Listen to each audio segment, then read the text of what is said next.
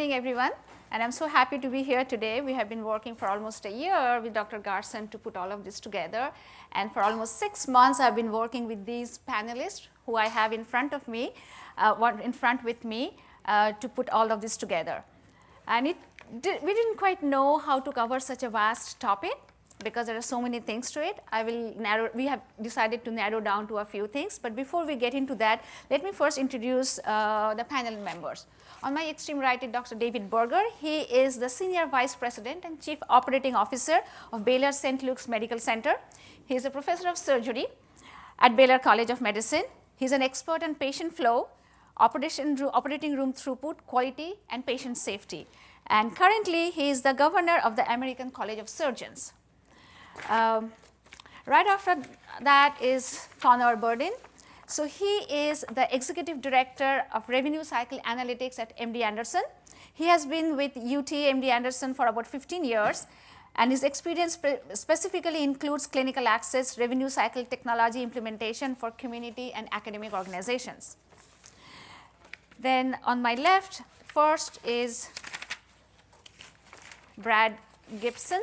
He serves as the Vice President and Revenue Cycle and Treasurer at the University of Texas MD Anderson. His area of responsibilities include cash management, investments, debt administration, and revenue cycle operations. Before that, he worked in the UT administration offices at Austin for almost 3 years in commercial lending. After that is next to him on his left is Jim Incalcaterra, who is the Executive Director in Financial Planning and Analytics at UT MD Anderson. He is focused on partnering with multidisciplinary teams to improve data-driven decision-making, strategic allocation of capital and finance stewardship of key organizational resources. As you see, so many people are in finance and analytics, and that's the purpose of getting them here today because we are talking about finance. And last but not the least is Dr. George Perkins, who is the Chief Medical Officer and Medical Director of Physicians Referral Services, which is the faculty practice group at UT MD Anderson. He is also a professor of radiation oncology. He is a clinical researcher specializing in breast cancer as well as health-related quality of life, quality of care, and health policy.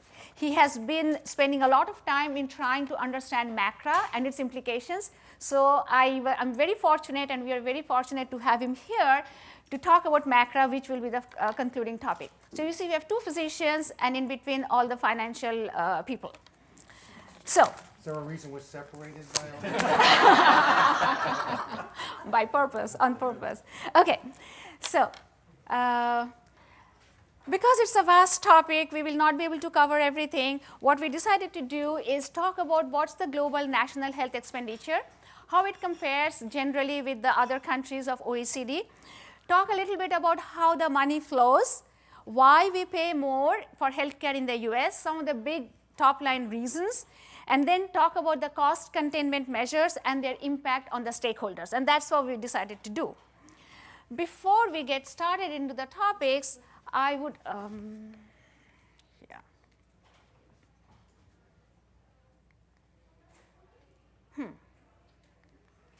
It's moving here, it's not moving there.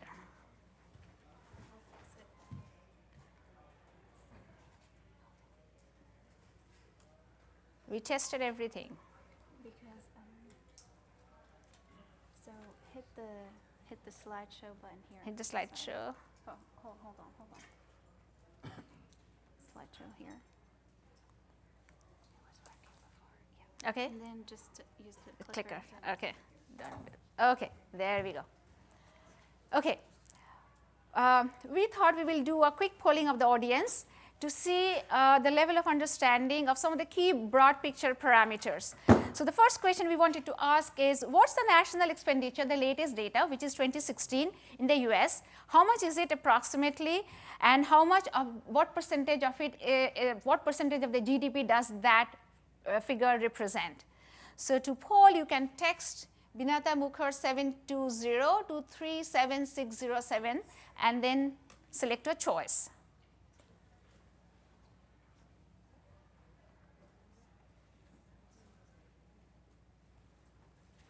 The question is up on top. The national healthcare expenditure in the US is approximately dash representing nearly dash percentage of the GDP.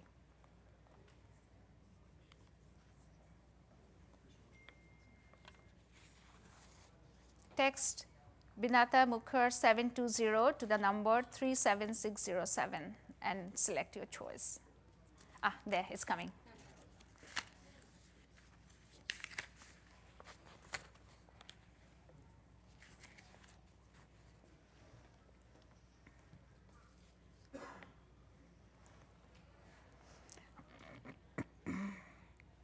feel like I'm at a horse race. It's all over the board.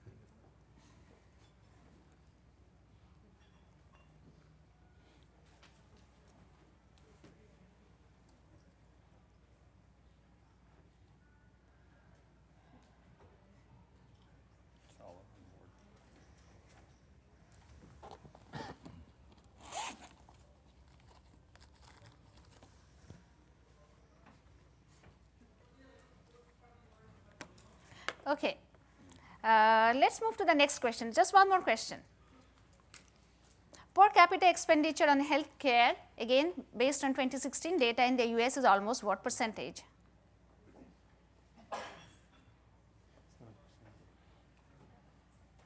I'm sorry, it's not percentage, it's a number, absolute number.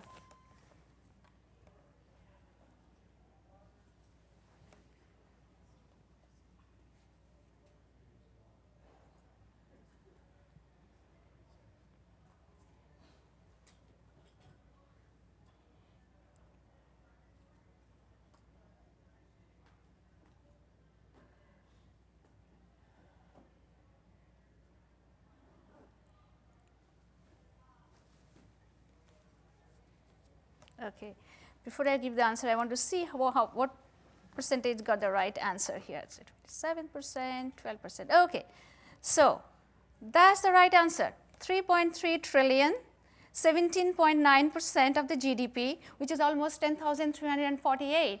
So those are really, really big numbers. 3.3 trillion, 17.9% of the GDP, which is the largest sector of the US economy.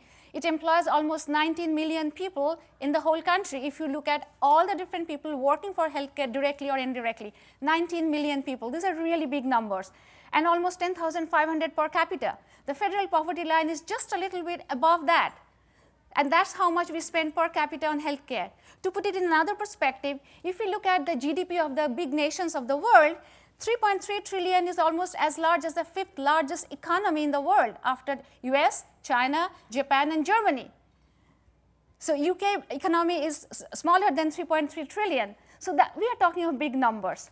And here what we see is the general perception is that most of US healthcare is privately funded, privately paid, individually paid. But if you look at where it is coming from, health insurance is of course 80%, but if you look at the pie on the right side, the private health insurance is only a third, 34%. Rest of it is Medicare, Medicaid, veteran. So basically, it is in some form or the other, 2/3 of it is coming from some form of federal support. So even though the notion is private, which is not really so. And what is interesting to know is where did it go? Most of it went, 50% went for hospital care, physician, and clinical services. Dental and professional services was about 7%, and note that prescription drugs is about 10%. Now, it has been about 9 to 10% for the longest time ever. But remember, it is an increasing pie, and it remained 9 to 10% of an increasing pie. The prescription drugs have always been a big concern, one of the reasons being the high cost of the prescription drugs. US is really the innovation hub of the entire world, and we pay for that. And the other thing that has happened of late in the last few years is the significant increase in generic prices, almost 200 times in some cases without people realizing it. And you all may know that some of the hospitals in the country, led by Intermountain, has decided to form a generic company in order to fight that increasing generic cost. How far they will be able to achieve that, we don't know. But at least there is a move because hospitals feel this increasing cost is really very difficult.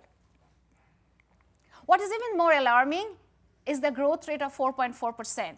A big portion increasing faster than the GDP for almost 3 decades is not a very good thing to manage. So in essence, what we are doing is we are compromising and cutting down on other expenses. There's a poster up over there, the changes in household spending. So if it has been growing faster than the GDP for more than 30 years, what we are doing is we are making personal choices in order to pay for healthcare by cutting down on things like, for example, clothes, transportation, sometimes even food. In many cases, many people are deferring their healthcare expenditure. And we all know that bankruptcy, one of the major cause for personal bankruptcy is really medical reason. Does anyone know what percentage of personal bankruptcy is because of medical reasons? Say it again. 2/3? Yeah, some studies say 50%, some studies say 2/3. That's a significant number. So that is something which is unsustainable. Now, with that said, why is it is not only expensive healthcare, but it is also growing much more than the rest of the countries in the OECD. As you see here, healthcare spending as a percentage of GDP is way more than any of the other developed countries in the world. The question is, why is it that healthcare is so high? Now, there are some reasons, a variety of reasons, and we'd like to put it in 3 different categories. It could be because of prices. One is prices are inherently high. The other is because of the way reimbursements take place, like fee for service, which makes do more, get more, which makes it high. The other reason is, of course, the demand related. Now, when we think about demand related, it brings the fact that aging population will require more healthcare services. Declining health of the population will perhaps require more healthcare services. Also, who pays for healthcare? It may appear that we have insurance, so most of the time it's insurance that is paying for healthcare, but on the right-hand side, if you look at the percent distribution of healthcare by sources, over the last 30 years, what you see is it used to be the middle portion, the orange bar, which is about 50% was out of our pocket expenses for healthcare. Over the years, it has evolved into only 11 or 12% of healthcare. So the personal commitment or out-of-pocket expenses for individual is quite a low portion. Then the question comes moral hazard. So instead of going into further details, I would now invite the panel members to comment of all the reasons, comment why it is so high, and their viewpoints on all of that. Let me start by asking David Berger from as a physician, as well as an administrative perspective, why he thinks that healthcare is so expensive in the US. Well, you just answered all the questions. So I think fundamentally is how we pay for healthcare and who pays for it. So we pay right now mostly to do things, right? We pay for hospitals to do things. We pay for physicians to do things. We pay for other healthcare workers to do things.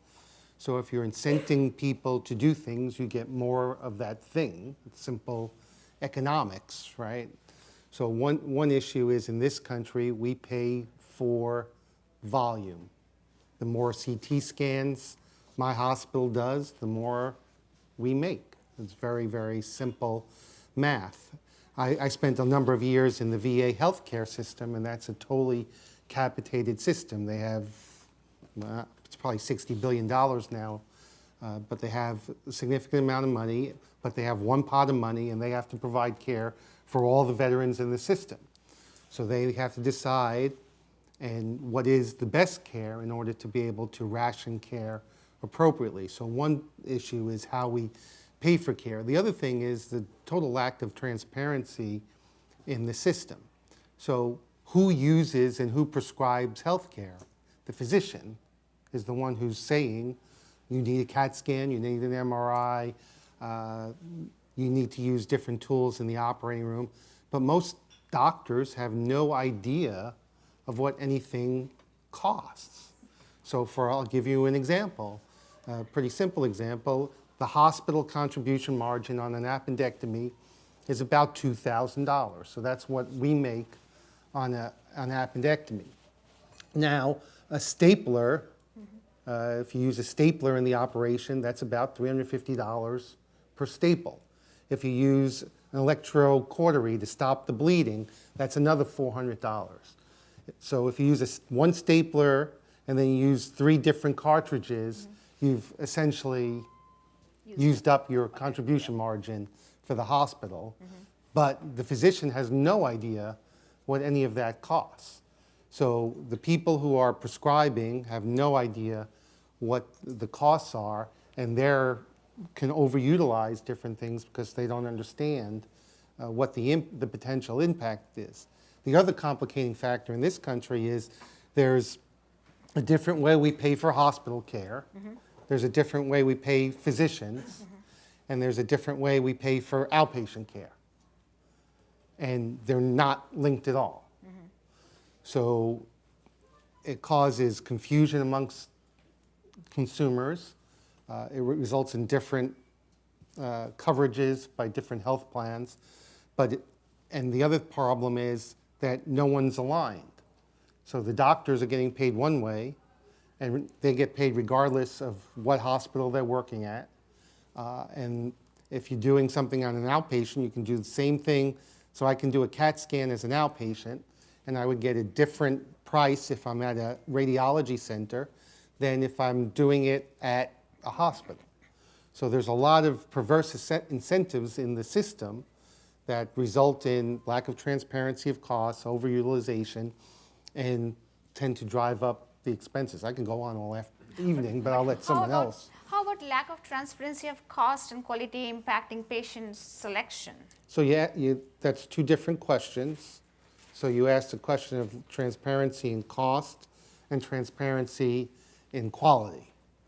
So most people would have no idea which of the hospitals in the medical center are the best and the cheapest at CAT scan. So if I wanted a CAT scan because I had, God forbid, a tumor in my brain, I can go to Anderson, St. Luke's, Herman, Methodist, but who does it the best?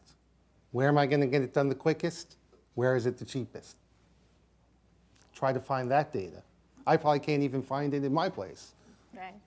Right? So that's another major issue, a lack of relationship between what the cost of something is and what the quality is, transparency to the people ordering it, transparent and lack of transparency to the people buying it. James, what are your thoughts on that, and how do you explain the cost Okay. and high prices? So this builds on our discussion of cost a little bit. What this is looking at is our healthcare system efficient? So we could pay a lot for our healthcare, and that in of itself is not a good or a bad thing. It depends on what we get for it. And for those of you not familiar with this type of graph, what we're looking at on the y-axis is some kind of measure of output from the healthcare system, in this case, health. You could use quality adjusted life years or some other measure of your choice, but in order to achieve a certain level of health, at least within the medical care system, you have to invest in factor inputs. And so that black dotted line that's bending is a production possibilities frontier. That is for different factor inputs, combinations, our amounts, what is the maximum amount of health we can get out of the healthcare or medical care system. If a society is functioning at an efficient level of output, their marginal value of health will just equal the marginal cost of the factor inputs. That's represented at point A. And then if it's not, it could be because the system is allocatively inefficient or productively inefficient. Allocatively inefficient means that you're using your resources in the best possible way, but you're overutilizing them because it's at a level that's below how much the people who are getting the care value it. Productive inefficiency means that you're not even using the resources that you have within the healthcare system to produce the most health. So an open question to the audience is, which point do you think the U.S. healthcare system is at?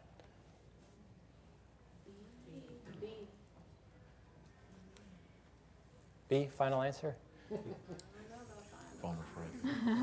It's actually more people would argue, or you can make a stronger argument, it's at C. And the reason is that it may be allocatively efficient, but if you're productively inefficient, you can't tell if you're allocatively inefficient. And so what that means is that for all the resources that we have deployed as a society to take care of people who are sick, we could be using them in different combinations and in different environments or in different ways to produce more health than we are able to today.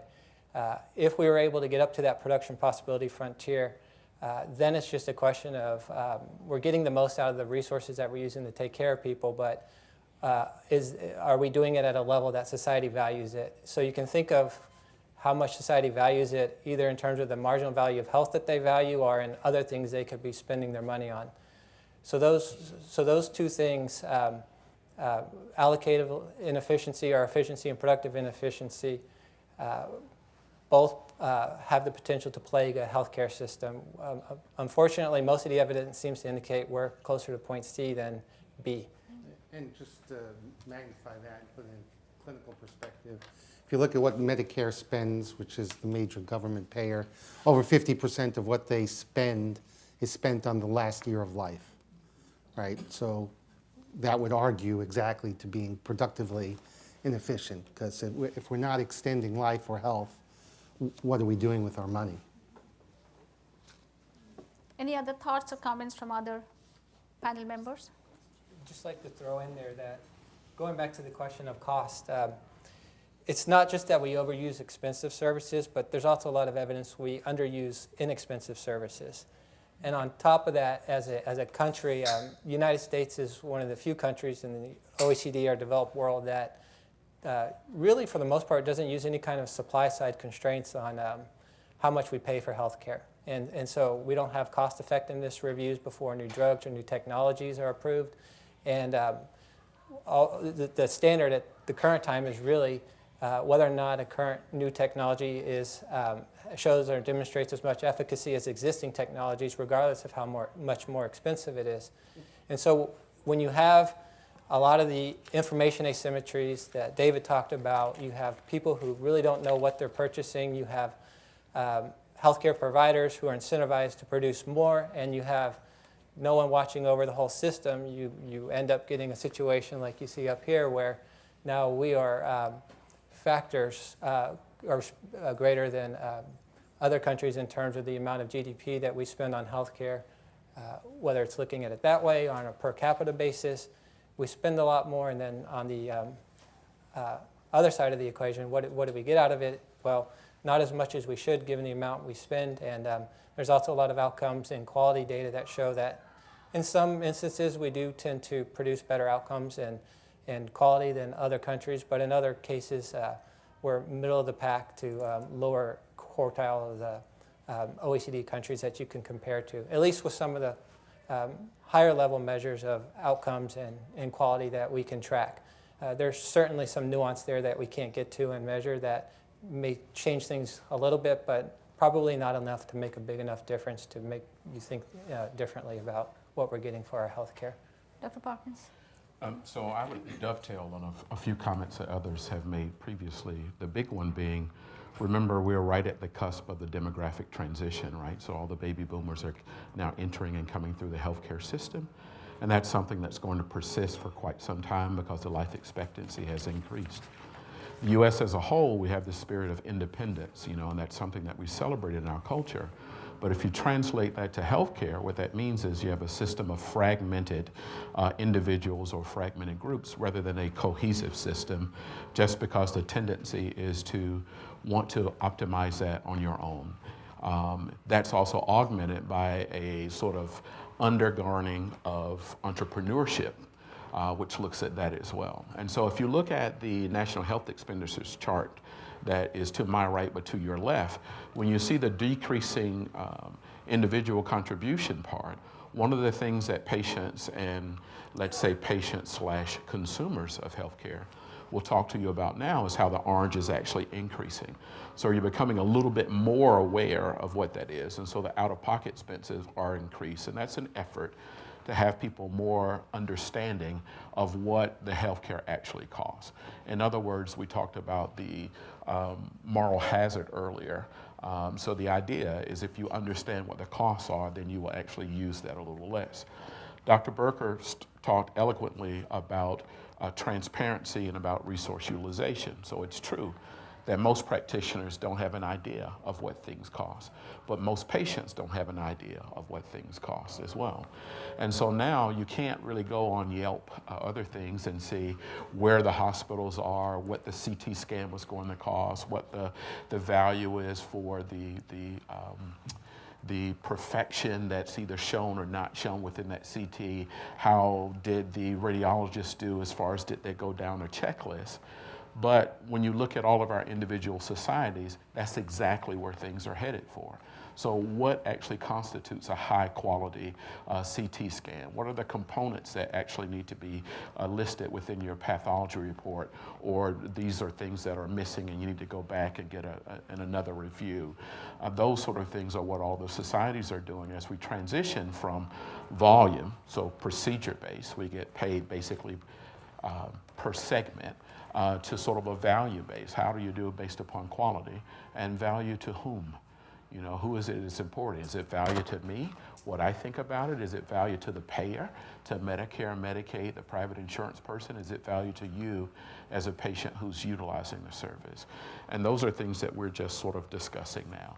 But the resource utilization, I think, is the most important part, because the societies are now saying, well, is it appropriate to give chemotherapy within the last 30 days of life? Is it appropriate to use radiation within the last 2 weeks of life?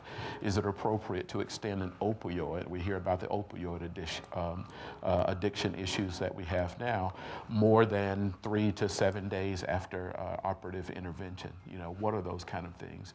And those are all questions that we're struggling with, and all of that contributes to why healthcare is expensive.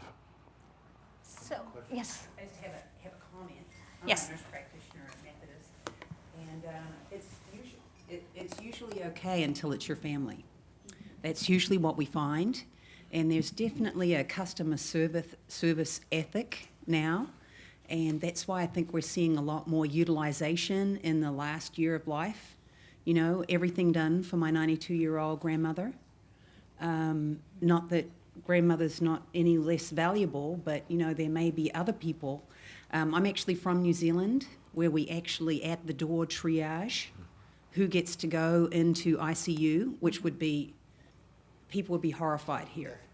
Absolutely, absolutely. Yes. So the earlier statistic said that we have 34% by private insurance, but 30% that's by the feds through Medicare, Medicaid. Are they driving anything on the horizon per the need to create APIs with organizations so that there will be transparency? Is there anything coming about transparency?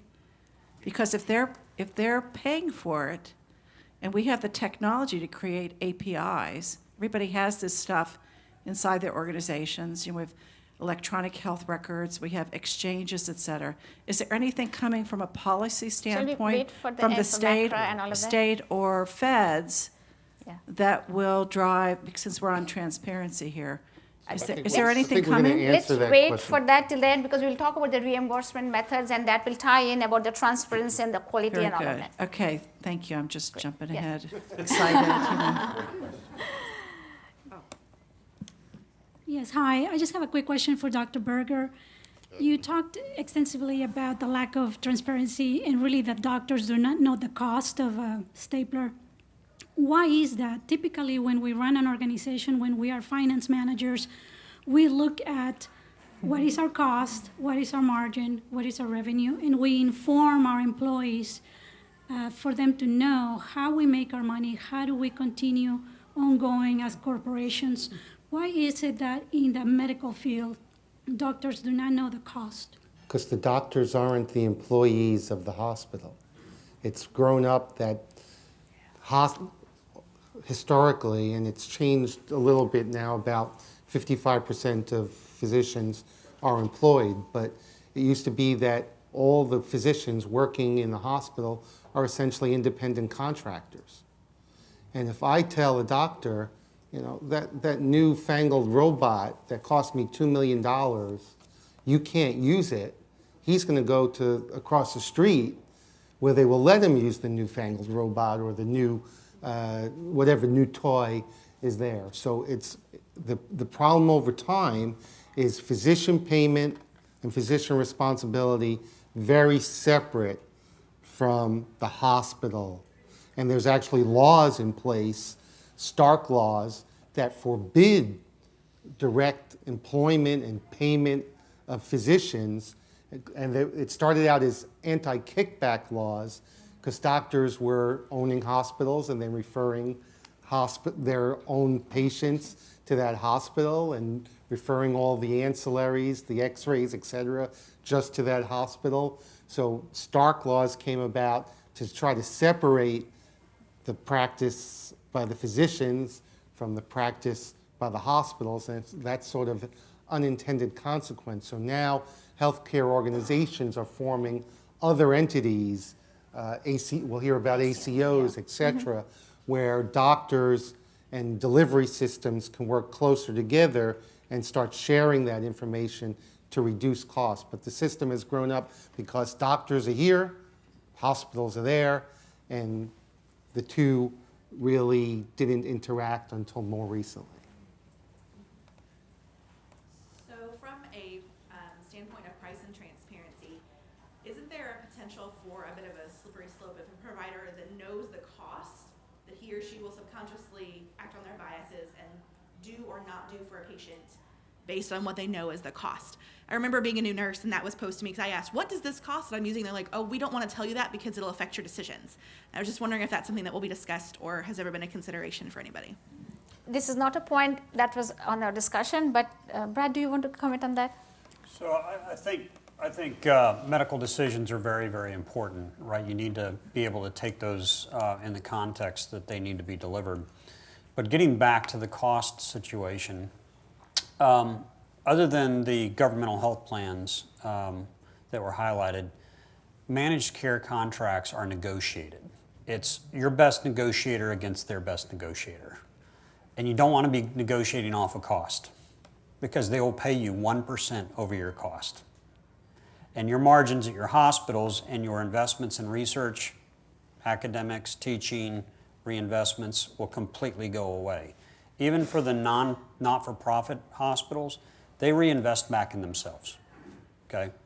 So the for-profits are simply making investors wealthier, but the not-for-profits, the academic medical centers, the research medical centers, they really need a margin to operate on in order to reinvest back in their enterprises. And so if everyone's cost was known, which has got positives and negatives to it, as consumers, I would love to know what my hotel cost is going to be this weekend so that I could pay them exactly that amount, right? But there are amenities that come with that. There are intangibles that come with that. There's experience that comes with that you need to cover that cost as well. And it's effectively economics 101. We're trying to allocate scarce resources. So I think we do need more transparency on prices because prices are a function of that individual hospital's cost structure, right? So the earlier question was, there are some bills that have been submitted in various legislatures around the country as well as the national level to open that transparency up. Right. And you could have that through policy setting, but frankly, in a free market society, naturally, those things are going to occur over time. I know that they're going to occur over time because the spending on healthcare is getting so great that people are making shopping decisions every day. Our patients are shopping. And they are voting with their feet, and they are finding those best providers. There are various things that I would go to David's shop for if I needed them, because I know they are leading providers in those spaces. And people are going to vote just like they would a consumer votes.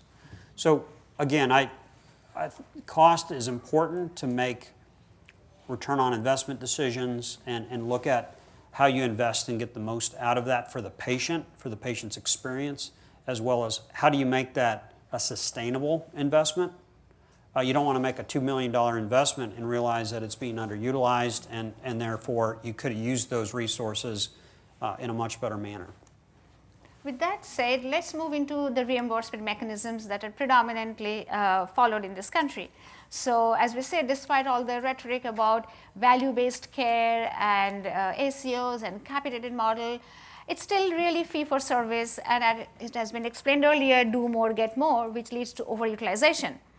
So here is the risk continuum, and in that risk continuum, fee-for-service is on the left-hand side, where there is a provider incentive to keep doing more, which the reason being, obviously, they want to maximize their costs, and they bear the least amount of risk. The risk is entirely shifted to the payer. And what happens to the patient? Of course, the patient is at the risk of getting overtreated. On the other end of the continuum is the capitated model, where the patient is at risk of being undertreated. And at the same time, what is the provider incentive? To decrease the volume of services to maximize their profits. And it's the payer which is bearing the most of the risk. Now, there are examples of capitated model which works really well. For example, Kaiser. We have Kelsey-Seybold here in Houston, which has a majority of their patients, especially in the Medicare population, in capitated model, and they seem to be happy with it. But the question is, to the panelists, and I would start with Brad on this, from a systems perspective, how often and how much of these different models that they are implementing in their organization, and what is happening in what are the difficulties or challenges in implementing some of these models in your real life? So I'm hoping that some people have seen this diagram. It's been used in the last couple of years. Basically, it gives you a different perspective because there's a lot of different stakeholders in this model, right? There's patients, obviously, there's providers, there's employers, there's even the government, and of course, payers. And so from this continuum from left to right, what you really see is these are in varying degrees being used by all hospitals.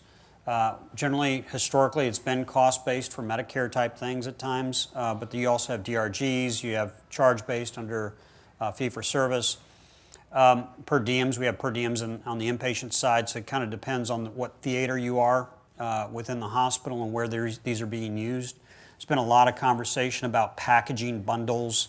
There's also, on the East Coast and the West Coast, it tends to be different economic models for basically population densities. And here, kind of in the middle of the country, it's vast territorial spaces, and you don't have as much alignment associated with some of these models. So everyone is trying to move from left to right, and that's really because, again, the caption of this slide is risk. And how much risk can you bear? How much capital can you put at risk while you're moving and transitioning through this process? So obviously the best business partners to have are those that will share risk with you. Mm-hmm. We have seen a number of things that have started, pioneering efforts that have started and sometimes failed on some of these models. It's very difficult to kind of keep one foot on the dock and one in the boat while this is happening. You either have to figure out where you're going to plant yourself, and then frankly, you need some time to experience that and figure out, are you experiencing losses because you've taken on too much risk, and you need to either terminate those arrangements and start new ones. We've seen that with the ACOs. We've even seen on the Affordable Care Act, a lot of the cooperatives that were first started have sunsetted. Yeah. So people are trying these various things. They're trying to figure their way through this process. It's not clean, it's not crisp, but all organizations are attempting to recreate their business model in order to redistribute some of the risk that's in the system. Connor, do you have anything to add to this? No, that was well stated. There's nothing to add for me. David? So we talked about who the payers are, and we talked about the government and private insurers. What you've seen over the last 5 to 10 years in the markets on both the insurer side as well as the provider side is consolidation, right? So how many healthcare insurers, private insurers do we have in this country now? We probably have about 4 or 5. 5 big ones. Right, major payers. And if you look at the provider side, and St. Luke's is part of a 105 hospital system, which is about to become 170 hospital system, Cleveland Clinic. MD Anderson is trying to metastasize throughout the country. And why are they doing that? It's because everyone wants market power, right? So if the bigger you are as a provider system within any geographical area, the more ability you have to demand higher rates, whether you're getting fee for service, a bundled payment, or you're getting paid per life. If you're a big insurer, and Texas is fortunate because we have all the insurers in Texas, but there are some states that have only one insurer. Yeah, Michigan is Blue Cross. Yeah. So if you're a provider and you don't like what the rate is they're offering you, you got a problem because they'll squeeze you as much as possible. So regardless of which of the models, there's still the issue of who gets the money at the end of the day. And the other thing that's happening, and I'm sure everyone's seen Amazon partnering with Berkshire and with Chase, Yep. right? Well, one of the, I think the real reason is they're planning on totally disrupting healthcare delivery. But the initial play is they have 1.5 million lives that they pay for their insurance. So if they can take the insurer out of it and save about 20, 30% on what they spend on healthcare by removing the insurer and negotiate directly. So if they have a patient with breast cancer, regardless of where they are, they could fly them in one of Amazon's drones and drop them at MD Anderson's door, right? Because MD Anderson provides the best and cheapest, not really cheapest, but probably high quality breast cancer care. If they need a cardiac bypass, they can drop them at St. Luke's or Methodist or Cleveland Clinic. So that's an important issue for them. So they're going to capitate their people. They'll assume all the risk for their people. They'll take the insurance company totally out of the picture.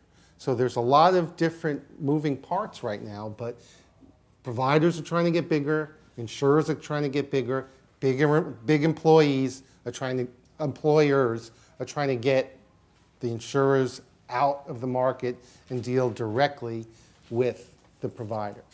In that context, there are several direct-to-provider contracts already existing, like big organizations like Walmart. They send their patients directly to Cleveland Clinic for all their heart patients. Amazon does that. They are getting the insurance out of the whole picture in order to minimize the cost. And again, to be able to better manage their own population, to be able to risk stratify and see what works, what doesn't work for their own patient pool. Okay, so let's now move on to the different types of value-based care models. And we keep talking about value, but in the end, in the US, the way it is worked, we get health care but not really health. The question is, how can we get health? And it has already been alluded what we mean by value. It's really value to the patient. So how do we measure value? The general equation that mostly looked at is outcomes over cost. The cost that is necessary to put in to get those outcomes. In order to be able to increase the value, either we improve the outcomes, decrease the cost, or do both, or keep the outcomes the same and decrease the cost. So in terms of at a system level, there are various things different organizations are doing to improve the value. Things like process improvement, lean management, things like reducing the variability of the care that is provided amongst organizations. Or there is a lot of emphasis on care coordination so that patients have better health outcomes. Also, other thing that's happening is getting all the professionals to work at the top of their license so that the physician can do what is exactly meant for them to do, what they've been trained to do, the nurse practitioners do what they're trained to do, and really maximize their efforts in that particular field. But we won't go into much of the details of the quality part because I think the next module will be looking at quality aspects. So we will restrict our conversation here on mostly on the cost. How do we implement and what are the different mechanisms for decreasing the cost and the different reimbursement models, including bundle payment and accountable care organizations?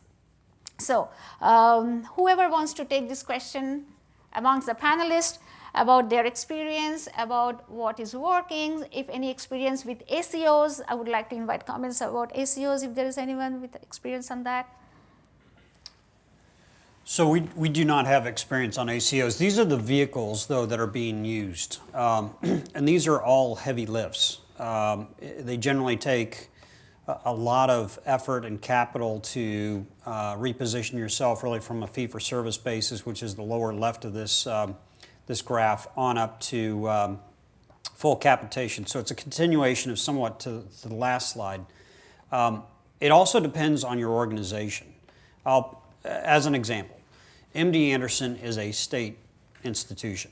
So we are defined under Texas law as an agency of higher education, actually. So for a provider-sponsored health plan, we are not licensed by the state to actually provide an insurance vehicle to do this. The other thing is full risk. The state has some requirements under the Constitution about balancing its budget.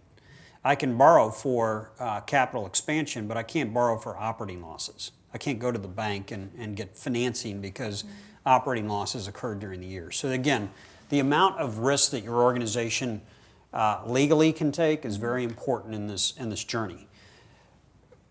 Organizations are trying these various things. Okay, they're trying to partner up. They're trying to share the risk. There's some risk sharing, both profit and loss sharing, that is going on between alignments. But we're fierce competitors too. So to some extent, David had mentioned very early on about alignment.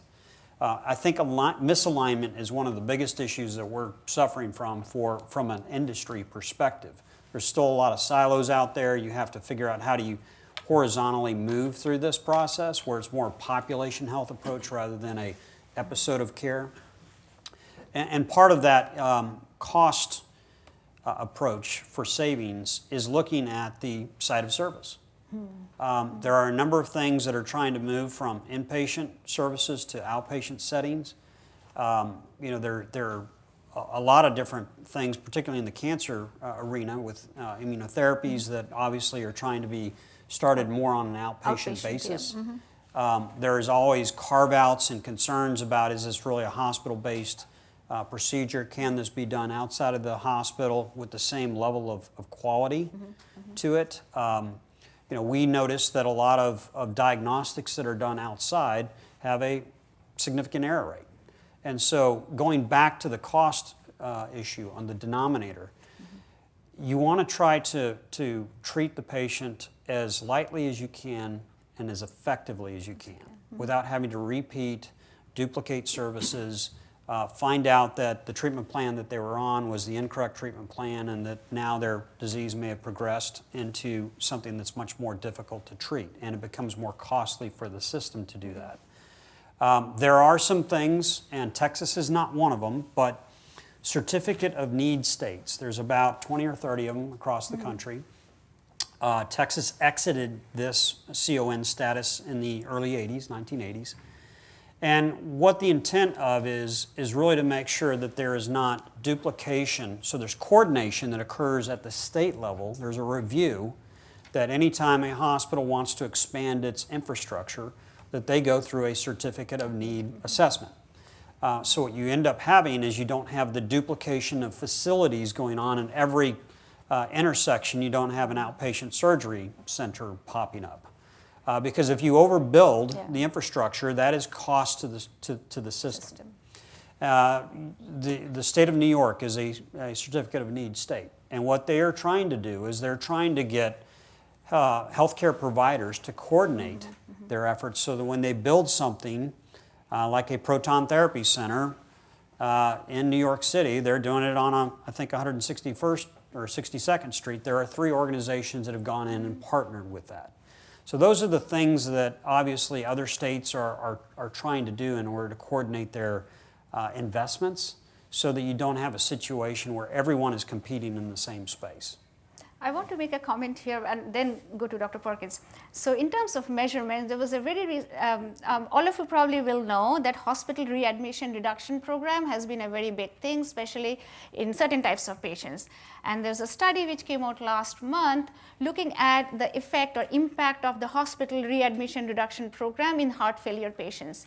And they looked at the outcomes before implementation of that, during and after. And what they found was there was definitely reduction in the readmission rate at 30 days and 1 year, but the mortality increased at 30 days and 1 year. So that's really an unintended consequence of reducing hospital readmission rate, but the mortality at both the points of 30 days and 1 year increased. So I don't know if anyone of the panel members has thoughts on that, and I know Dr. Perkins had some comments on these programs. Well, excuse me. When you look at those types of programs, they're really the byproduct of being able to do either horizontal integration or vertical integration. And so one of the questions that was asked earlier appeared to be based on the concept that if you're an entity, you absolutely know your costs. But when you think about how healthcare has evolved with us having a fragmented system, there are actually a lot of entities that you wouldn't really believe that don't really know exactly what their costs are. So cost utilization and really knowing that, or having great cost accounting systems to know exactly what that stapler is costing you, exactly how many you need, all of those things are sort of new things over the last 15 to 20 years. And a lot of them are the product of sort of coming together, because then when you consolidate either vertically, where you can control things at different points, or horizontally among similar entities, then you now notice what the variation is. And so in this course, I'm sure many of you are familiar with lean technology or Six Sigma or others. So you're always looking at variation. And so the previous question, which was, would this actually change your decision because you would know exactly what the cost was? In certain entities, you may not know exactly what the cost, but you would still know what the utilization is. And so nurses, doctors, most healthcare professionals, actually most humans, are baseline are competitive. And so if you sort of show things and don't put a value on it, but show that one person is using 8 staplers and show what the standard deviation is, then everyone wants to know why you are sort of 1 standard, 2 standard deviations away from the mean. You know, that goes back to the old 68, 95, 99.5 rule. Some things don't change. And so this is really taking advantage of that behavior to say, here we are with this person requires 5 hours for this type of procedure under anesthesia, but 1 standard deviation is 3.5. Why is this person at 5? But over here, this person might be at 2 or 1.5. Why is he or she at 2 or 1.5? What are the outcomes from that? And so now we get back to the value equation, which is, you know, outcomes over cost. So if we improve our outcomes, you know, how many of these people are having infections, et cetera, at this lower rate, you can look at that and then we attach a value to it. Naturally, you want to get better with that. Now, nobody wants to transition from volume to value too fast, because in our world, in the nonprofit world, where we have to reinvest in order to have improvements and things on behalf of our patients, you know, the saying sort of goes, no money, no mission. You hate to sort of summarize it that way, but the bottom line is if you don't have a margin, you can't reinvest in that, and you can't benefit patients, you can't build new programs, et cetera. It becomes very difficult to do that. And that's an environment where we have direct marketing to the consumer. So, I mean, most of you probably understand most of the commercials from the pharmaceuticals and others by heart now. You know all of our taglines, you know all of our logos, you know all of the branding. So we have consumerization of healthcare. You know, MD Anderson, we're making cancer history. Methodist is leading medicine. So those are all things that we're looking at. And so when you're looking at targeted growth, all of that is factoring in too. Now on the top part of the outcomes and looking at the cost, we also add different things to that formula. And so what do we add now? We add patient experience, because we want to know exactly what patients think. What else do we add? We've gone from the triple aim to the quadruple aim. So now we add physician engagement. You know, who in the room wants to be taken care of by a doc that's been working 120 hours a week and is burnt out and probably needs to be in a room seeing their psychiatrist? No one, right? But those things happen.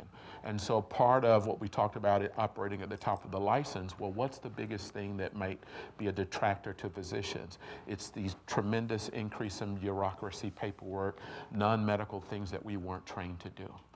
So now tie all of that in, and what we have is vertical integration, horizontal integration. Each of these things, it looks like it's proportional, but these are big risk adjustments to take. And it's very difficult to do them alone. And when policymakers partially understand some of the ramifications of that, it's actually easier if you're larger and have revenue directors, vice president and treasurers to sort of look through this, to look at those ramifications. It's easier to figure that out. And so one of the things we don't have up is the number of sort of 1 to 2 to 5 person practices that are decreased. They're actually disappearing. So a lot of physicians are actually employed, but also a lot of entities are comprised of what used to be smaller practices that the hospitals have actually targeted for growth in that area in order to have that catchment area, if you will. And so when MD Anderson does a targeted growth program and we go to the Northeast and the Southeast and the Upper Midwest and the Northwest so that you can have MD Anderson quality care in your neighborhood, that's what we're trying to do. And we believe that by doing that and as a consolidated group using electronic health records saying, here's what we think are the guidelines for high quality care, right? And if you disagree with these guidelines we propose, let's have an academic engagement or debate about what's better. A lot of these outcomes, the ultimate outcome is what?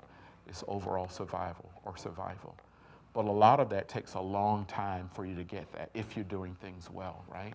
So it makes a difference to you as an individual if your survival is 2 years at a lower volume center versus 5 or 8 at a higher volume center where they, in theory, have more experience, have more teams designed to address sort of little things that a smaller volume, smaller team place may or may not be able to accommodate.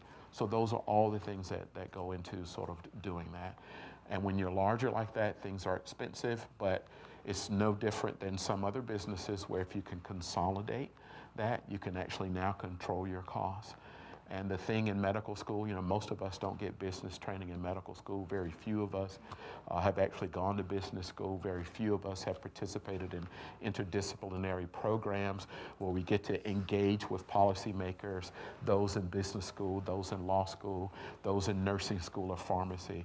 There are only a few medical schools that actually participate in that, but that's where all of this needs to go because we have to figure this out together. Any other? Yes.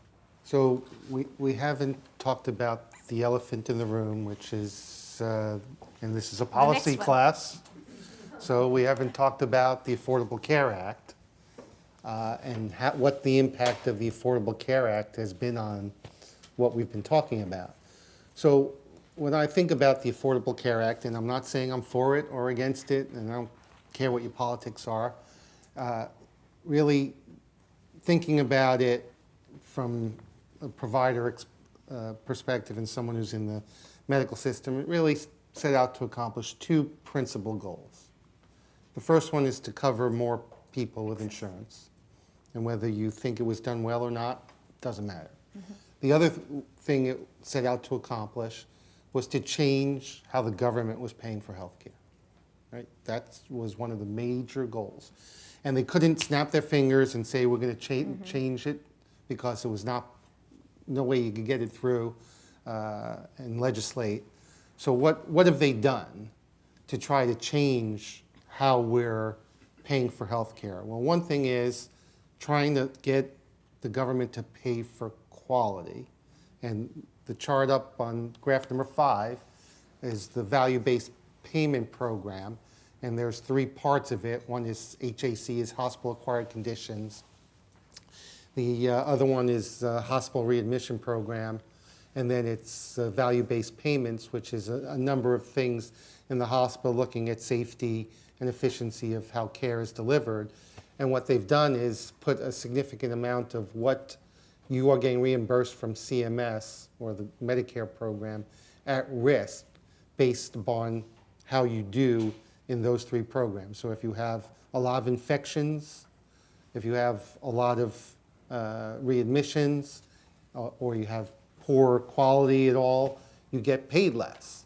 So think about it. Hospitals, the average hospital, not Texas Medical Center, but the average hospital in this country functions on about a 2%, 2 to 4% margin.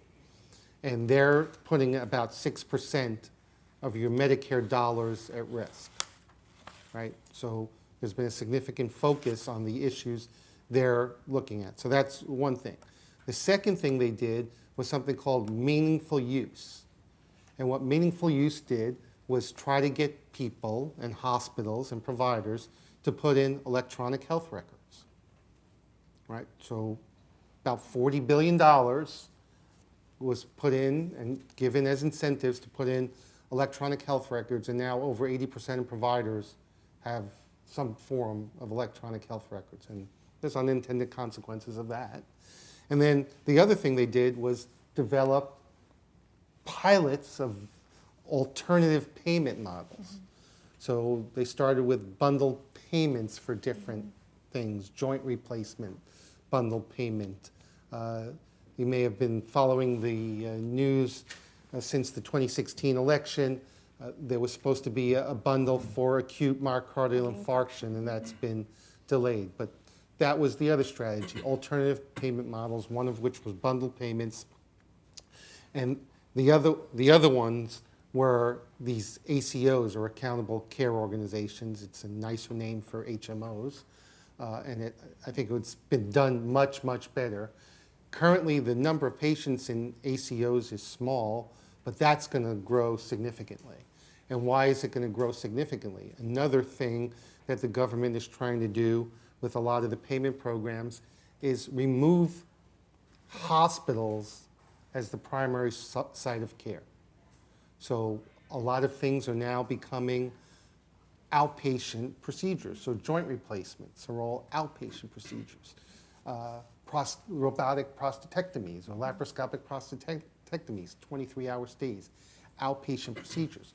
So you now have to manage all of these, what were considered complex care issues outside of a hospital setting. And one way to do it is if you have an organization that takes care of patients when they're not in the hospital. So the growth of accountable care organizations is going to continue.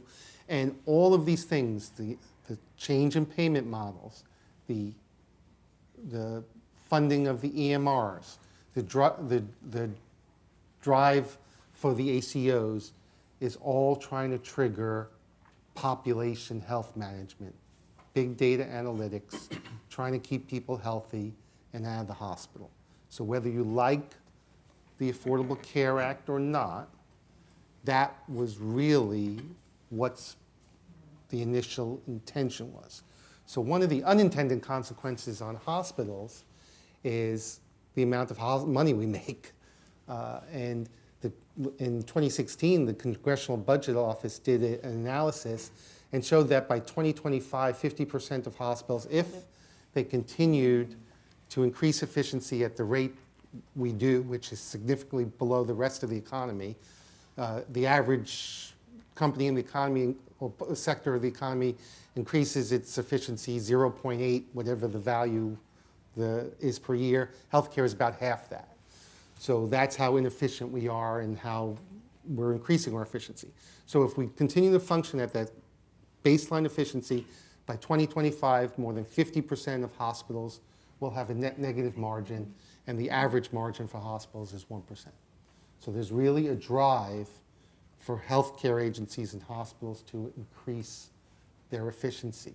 So lean and all these things are great, but we really need to look at significantly changing how we deliver care and where we deliver care. So that's my assessment of the Affordable Care Act in a nutshell. There's a question. Tim. There are two questions.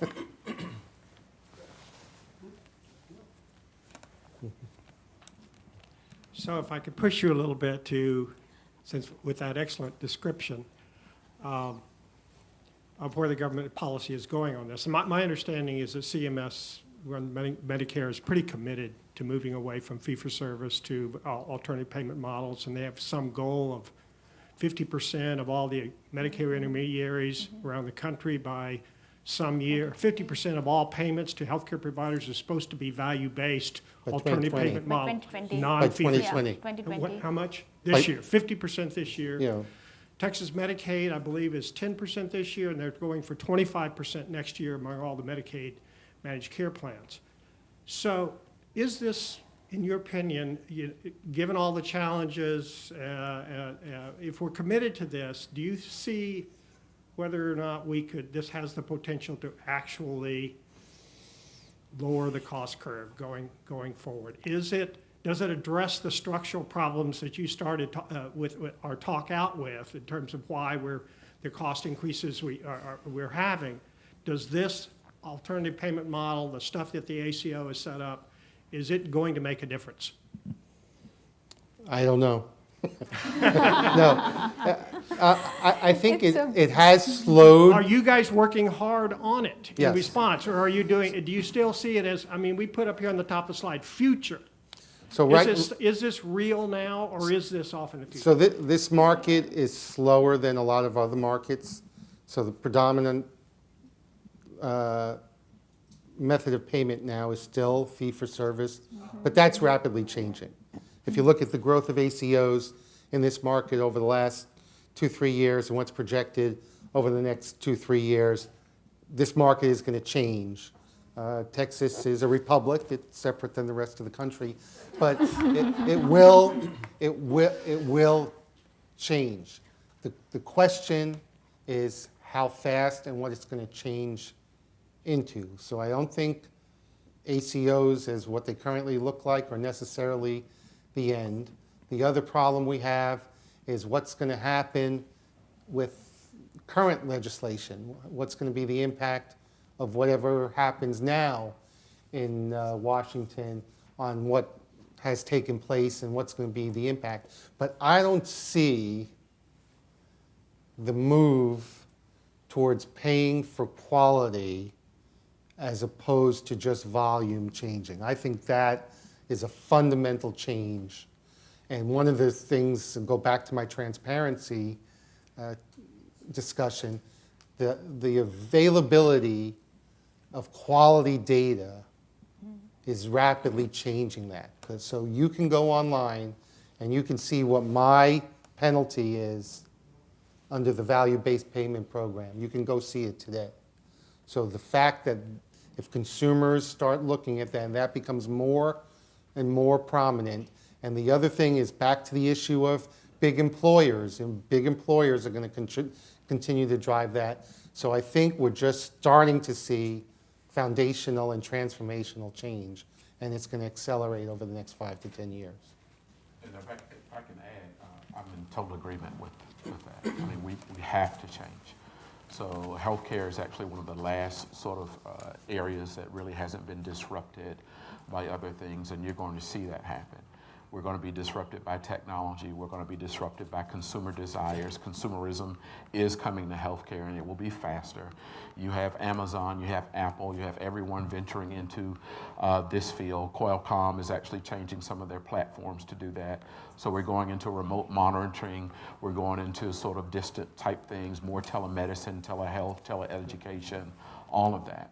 And that's because right now, technically what we have is the best rescue care system in the world, right? We don't really do healthcare well because you have to look at the other things that you add to that in order to really do healthcare, which are some of the social things that have to be changed in order to do that, whether you agree with them or not. And that's why some of the other countries that are lower down on the GDP scale are actually better when you look at most of the general ways that you measure health care, not rescue care, as far as life expectancy and cancer rates, et cetera, because they're emphasizing prevention and other things that cost more up front but save on the back end. And so where is this being driven by? It's being driven by measures that matter. That's a lot of things that you'll see now. So as we all have this integrated system, and that was part of it, to make it more safer, so that if something happens to you or me as a patient, if I go somewhere else, if I need to go to St. Luke's or the Methodist, they could have access to my information through my Care Everywhere folder. But again, a lot of that market is dominated by 3 players. There's the language to have them talk together reminds me of the big debate about VHS versus beta versus CD versus DVD, et cetera. So all of that will get worked out because it will have to get worked out.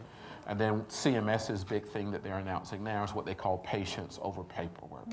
So there's an emphasis that they want to have to say, patients, you're the ones who matter. We will ask you directly what are the measures that you want to see. But in the meantime, we'll go to all the subspecialty societies to say, okay, what constitutes high quality in your sphere? What are the things that you want to see? So everyone now has their waste programs and other things that are posted.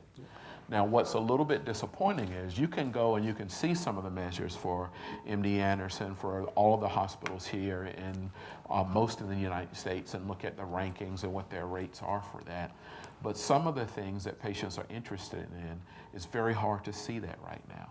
In other words, when they have a scorecard, there's not a real consensus on what has to go in the scorecard versus what we'd like to put in the scorecard. There hasn't been an agreement on that yet, but that will happen too. So all of this is coming. It's not a if, it's a when. This still is a future, but part of it is a present. And the emphasis is to go into alternative payment models so that people can experiment with methods to decrease costs. I don't see this, MD Anderson to lower the cost curve of cancer, maybe should be working on tobacco cessation, HPV immunization rates, mammography screening rates. I don't see alternative payment models for healthcare touching any of that stuff and motivating or incentivizing MD Anderson or any other healthcare provider to go upstream into the prevention or more primary care where we could have more of a cost savings through prevention strategy. Well, we actually do that. And so what we did was we partnered with UT to put mammography around the city of Houston so that almost 70% of mammograms done are done by MD Anderson subspecialized radiologists. We're not. We're doing it on our own because we think it's our responsibility, but we're still subject to the other rates that everyone else is subject to. But I don't want to make it too sort of generic of a conversation. Yeah. But really think about it. Think about the airlines. Think about Federal Express. Think about others who are saying, I want to sort of increase volume, in which case your margin's going to decrease, but you end up generating some revenue on that volume rather than all of it on a smaller volume. And then look at that to say, well, what's my contribution to society? Is it better for me to treat a patient who has a stage 3 breast cancer that's going to require more expensive care, or to be able to identify that cancer that might have become a stage 3 when it's stage 1 and when it's more curable, right? But on the flip side of it, what advantage is it to you for me to discover your non-invasive early introductal breast cancer for a third of patients that might not have changed, for a third that might have regressed, and now I'm using expensive treatment to treat that sort of unintended or discoverable thing? And that's why we have that debate about screening and what's the population we need to do. And so that's why we're advocating for HPV. That's why we talked to people at Texas, and that was a big commitment for us to have every teenager, male and female, vaccinated for HPV. And that's why we're advocate for smoking cessation. And our hospital is cancer-free, and we love it when when I say we, I'm speaking as an MD Anderson. I'm not infringing upon anybody's individual right to smoke.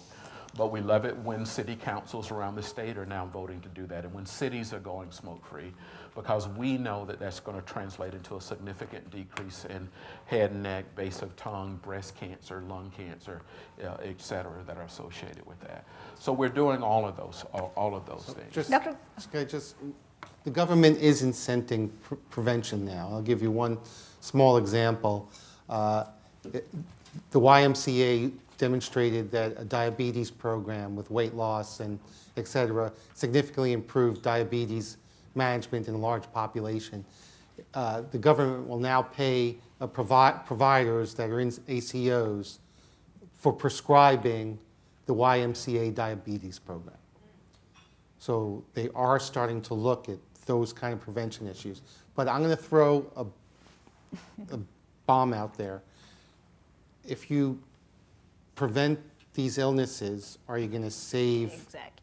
money down the line? No. No. So this was covered in and- the first session with Dr. Garson. What happened? And one of the issues. Smoking saves money. Right. Yeah. So unless everyone lives perfectly healthy to age 95 and then drops dead, we're not going to save any money. Right. Exactly. That's the issue. Yes. So I have two questions about value. And I want to get very practical, but it would be good to they're both related. And one is, we talk about cost and we talk about outcome, but I don't very often see people willing to spend more money for value. What I see people doing is spending less money and trying to keep the outcome the same. So do each of you have the sense that I'm wrong and that you frequently actually spend more money on something that has greater outcomes? I think I don't see very much of that. So that's a very practical question of whether we shouldn't redefine value as the same cost and better outcome, or less cost and better outcome. That's question one. Question two is, the government is talking about value-based care, but the Affordable Care Act prohibits the government from considering cost. So how does that work in practicality? I mean, when we had our little meeting here about 6 months ago, at the very end, everybody said, get rid of comparative effectiveness and go to cost effectiveness. Well, great. How do we do that? Or do any of you have sort of inside tracks of how the government plans on doing value-based care when it can't measure cost? Brad. So I'm going to take maybe part one of this and then ask either Jim or Connor or maybe Dr. Perkins to take part two. I think the equation that we're using is a very consumer-centric equation. When you look at, I think Dr. Perkins mentioned this, when you look at various industries that have gone through this gamut of change, whether it be banking, whether it be airlines, it is driven by people looking at, when you look at Southwest Airlines campaign, they made the skies a lot cheaper in order to be able to travel. So the thing is I think there's high expectations on all of our institutions to deliver more, to effectively try to take the waste and delay out of the system. Mm-hmm. They know it's out there. We have all been patients at one point and gone through the system. It is complex. Frankly, I say that every family member needs a doctor, a nurse, a hospital administrator, or someone in their family to help navigate the complexities of the system. Sure. So we have to make that patient experience better. And a lot of times that means, if you're at the top of your game, that means maintaining or not dipping your outcomes, at the same time reducing your costs through waste and delay. So I actually put, in terms of cost, they're inputs to me. Okay, they can be dollar signs, but their time, their efforts, there's everything that patient puts into that equation in order to get that outcome. So I think that the value equation is still very relevant. I think it's maturing over time. We do have different components. One of the components on the numerator side is patient safety. There's a lot of effort to be a high reliable organization through safety measures. You've been through these. Everyone's looking at not avoiding the high harm incident scale that we all try to practice. Mm-hmm. So part of that is that we have to be a high reliable organization. At the same time, we have huge demands on our providers, right? They're trying to make this transition when, frankly, the volume of patients coming through the system because of an aging population is taxing all of us. So I think that value equation is under debate, but I think for right now, it is very much a consumer-driven formula. They want more out of the system, and oftentimes that means less waste and delay in terms of their experience. I went to see my doctor today. I sat between the waiting room and the exam room for over an hour for her, and I filled out a bunch of paperwork with a pen. You know, I hadn't done that in a long time. And it was the exact same information that she has had for the last 15 years. Right. So that is a prime opportunity. When I left her office, frankly, I was glad to be gone because I knew that I had other things to get accomplished today. So we have to continue to look at that formula, and we have to continue to fine-tune it where we can. So Tim, I would argue that there is an example of spending more money to get value. And I'll tell you the example is actually at the VA. And the example is in treatment of hepatitis C. So and the VA has spent a fortune for anti-hepatitis C virals to cure the population of hepatitis C. And you can compare what they've done to the Indian Health Service. They've almost eradicated it. And why'd they do it? Not because the short-term cost, which was significantly increased, but they know what the long-term cost is. So what the VA has an advantage is that they're treating these people longitudinally over a long period of time, whereas most of us here have a very short window that we're treating someone. So our incentive is not to increase value and increase cost. It is really to try to increase value and decrease cost. But that's one of the big driving factors why people they're trying to plan ACOs and those kind of organizations which have longitudinal vision, which can appreciate the decrease in cost over time for an initial potential increase in cost to provide value to the patient. In that context, now I think let's move on to the last bit we wanted to talk about when we are talking about reining in cost is physician reimbursement. Can I make a brief comment? Sure, of course. And I don't want to sort of extend the time unnecessarily. The other part to Tim's question is, remember that whenever you sort of have this emphasis on cost, value, et cetera, there are different ways that the market responds. And so one of the ways the physician market is actually responding is the creation of concierge services. So Brad's experience that he had today where he waited for 2 hours can be counted by an experience where he would go somewhere. You would fill everything out electronically. He would do it by his smartphone. All of that information be available by the time he walked in the room.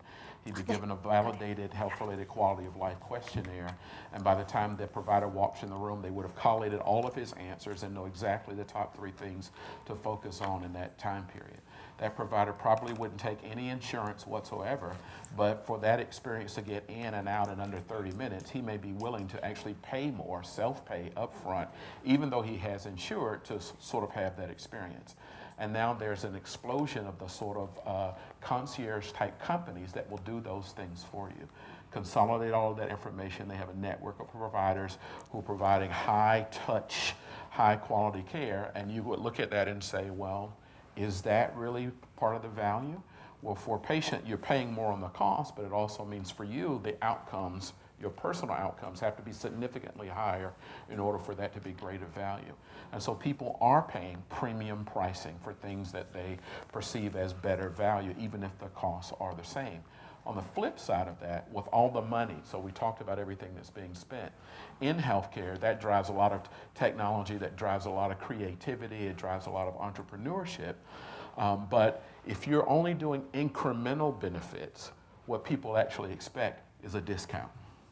So for incremental benefits, people from an economic standpoint expect it to be sort of a discounted service. You only marginally improved on this by a robot that does 360 degrees versus 240 versus something else. But for something that's sort of game changer, they're actually willing to pay a little bit more. And that's an unintended consequence, and it also creates a moral hazard. So I'll stop there. No, go ahead. So the last bit that we wanted to cover is really the physician reimbursement, which is really 20% of all the healthcare cost is for physician clinical services. And the latest push by CMS has been on MACRA, which is Medicare Access and CHIP Reauthorization Act, passed in a bipartisan manner in 2015, which is currently being implemented this year and next. And finally, physicians will be paid based on whatever data is gathered in these 2 years from 2018 onwards. And the two main components of that is repeal of sustainable growth rate of the physician reimbursement, which has been growing every year. And at the same time, pushing towards a value-based from a fee-for-service model is really consolidating all the various types of quality measures that were being implemented by CMS under one big umbrella, which is really talking about capturing quality. And that has two different models which will capture quality, the meaningful use that David had mentioned, which is coming under advanced care information. Everything about meaningful use is coming under that. Clinical practice improvement activities, and finally resource utilization, which is for the first time the cost is going to be captured. How much does it cost to provide that care at the physician level? So now let's see how much time we have. We have 5 minutes. I would ask Dr. Perkins, who is kind of an expert, resident expert on MACRA, to give some thoughts on how they are preparing or how he thinks hospitals or organizations could prepare for that, or the challenges that he sees going forward. So being very brief. or as my English teacher would have said, try to be lucid but succinct. This represents sort of a consolidation of a lot of the previous programs into one big program. And so meaningful use, the QRUR, looking at all these other aspects, we've folded them together.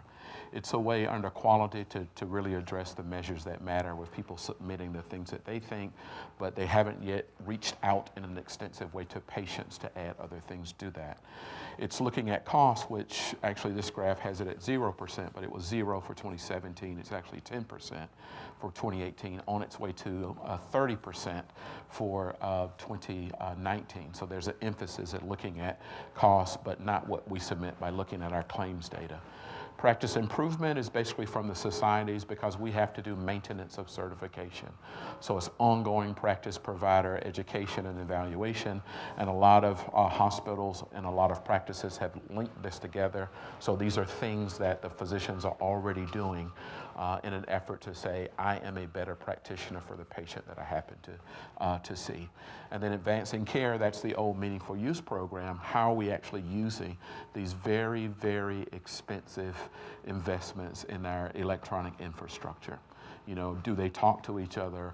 Are we providing summaries of care so when the patient leaves my office this afternoon, she has that record in her hand to take to someone else, or has already given me permission to send it to a specific provider electronically, so when she sees him or her tomorrow, they already have the background information they need to know in order to make a decision, and that nothing gets dropped, that we have an appropriate handoff. So what does this program look like? Well, it's escalating costs. We don't talk about costs a lot because we don't like to. It goes back to the old thing about having deaf committees, et cetera. You know, we don't want to touch on that. Other societies are very good at discussing how much it costs. We don't do it very well. 4% penalties versus 4% incentives, escalating up to 9% penalties or 9% incentives. So that really got everybody's attention because the percentage will increase. For those who are doing this well, there's an opportunity to multiply that by 3. So there's the potential for up to a 27% incentive for those who are doing this exceptionally well. And so what we have is a large group of people, a steering committee. We're looking at that and trying to do the best that we can, and joining that with our patient experience team, with our group of patient advocates to make sure that we're doing the things that they care about. Well, let's see. We have 1 minute if you have any questions, either from the audience or whoever is watching online. Yes, go ahead. So, microphone. A lot of the conversation here has been really interesting and about, you know, market forces, capitalism type ideas. What I don't understand though is if it's $10,000 per person And the higher that percentage GDP goes up, the more revenue for the exact system you guys are in and talking about. What's going to drive it down if it's not an external force? Like, is there any incentive for the healthcare system to drop that down to 10% like the rest of the world? So I would say that that's what we're talking about, and that's why I said that healthcare is primed for actually disruption, because we can't continue this. This is sustainable. And so that's why you have the announcement by JP Morgan Chase. That's why you have the consolidation that's going on with Walgreens. That's why you see all of those things that are coming, because this is not sustainable. So Hospitals coming together to form a generic company because everyone wants to reduce that cost. But today I don't think anyone has really figured out what's the right way. Everyone is experimenting and doing various things to find out what would be the right thing to do. And what we have now, the key is to try to get everyone as quickly as possible into alternative payment models. Right now, there are only 4. You can debate maybe there are 6 that are approved. To do that, you have to have 25% of your Medicare patients or 20% of your billings, the old 25-20 rule, and a lot have proposed drop that from 25-20 to 15-10 so individual groups can experiment, come up with other different things that will actually bend the cost curve significantly. We're not there yet. Okay. I would really like to thank everyone for participating, the audience, those who are part and listening. It has been a wonderful experience, and I think we can continue the conversation outside over tea, snacks, whatever is there. Thank you so much.